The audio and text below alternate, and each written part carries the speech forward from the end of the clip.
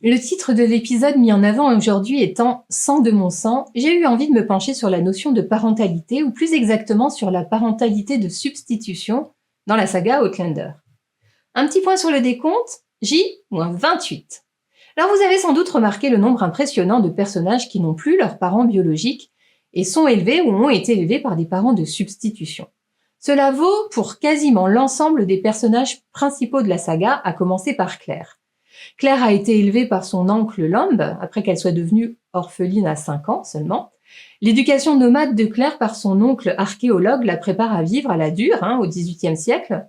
Nous ne voyons pas grand-chose de l'oncle Lamb, mais ce moment insolite où Claire Fillette allume une cigarette pour lui et tire une bouffée pour elle-même donne un aperçu assez sympathique de l'approche de l'éducation des enfants de cet oncle.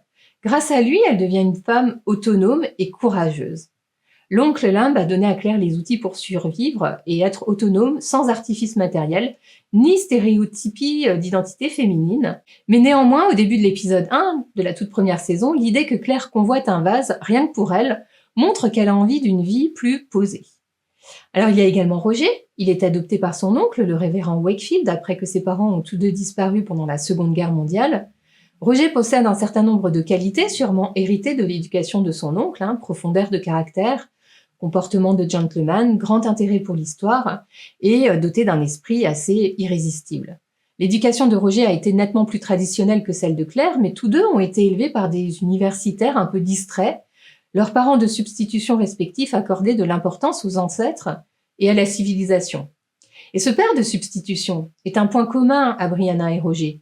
Au retour de Claire, Frank se dévoue totalement à son rôle de père pour Brianna, même s'il sait que l'existence même de Bri éveille chaque jour les souvenirs de Jamie chez Claire. Brianna est entourée d'amour et il ne semble pas y avoir de nuages à l'horizon, jusqu'à ce que son monde soit bouleversé lorsqu'elle apprend l'existence de Jamie, son géniteur. Lecteurs surtout et téléspectateurs ont un aperçu de ce que Frank a pu savoir sur la vie de Claire au XVIIIe siècle et de ce qui attend Brianna, et nous attendons ce moment où tout sera révélé sur ce sujet particulier. C'est pourquoi je pense que Frank Randall n'est pas prêt de disparaître de la circulation, malgré sa mort précoce. Et c'est d'ailleurs mon thème pour demain, ce que Frank savait. L'occasion de faire le point sur ce que nous savons de ce que Frank savait.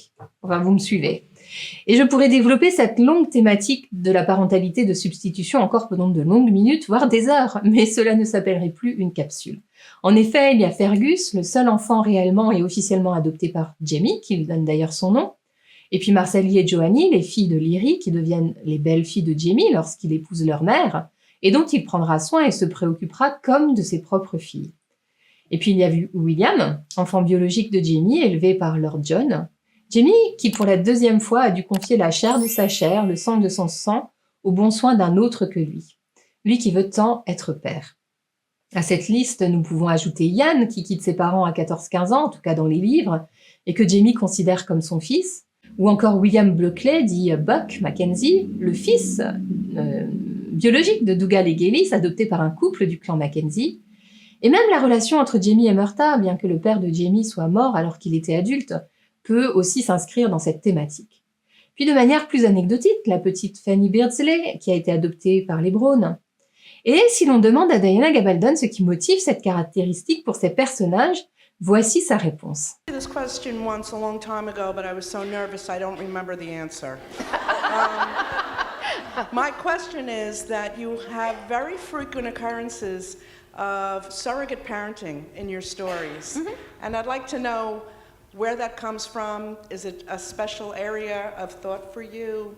I'm thinking about Fergus, Brianna, I'm thinking about William, and I'd like to know more about that and what's behind it. It just sort of grew naturally out of the characters and the situations. It's actually not anything I've encountered, in a personal way, but part of it is simple logistics. For instance, someone was saying, well, you have a lot of orphans in your books. And I said, yes, that's because it's way too complicated if you give them families. What if Claire had, 18 siblings or something and was suddenly swept back in time? She would be constantly worrying, what about my great-grandmother? Is she going to have a heart attack when she realizes I'm gone, And what about my sister that I was supposed to go shopping with yesterday and so forth? As it is, she's only worrying about Frank, which makes it much more clear and dramatically comprehensible. So that's why we don't have extended families except, in the offing, you might say. Marceline and Fergus, you know, they have 4 children, and we only see the children when they have a role to play. C'est un bien grand et vaste sujet qui ouvre matière à discussion et je ne parlerai pas ici dans le détail des enfants d'Emily, qui a été l'épouse de Yann, mais c'est encore un autre développement intéressant dans la saga des livres et je ne saurais que trop vous conseiller de vous plonger dans la lecture si ce n'est pas déjà fait. Alors pour ceux qui auraient déjà lu toute la saga, du tome 1 jusqu'au tome 9, il y a aussi des livres qui gravitent autour et développent certains personnages.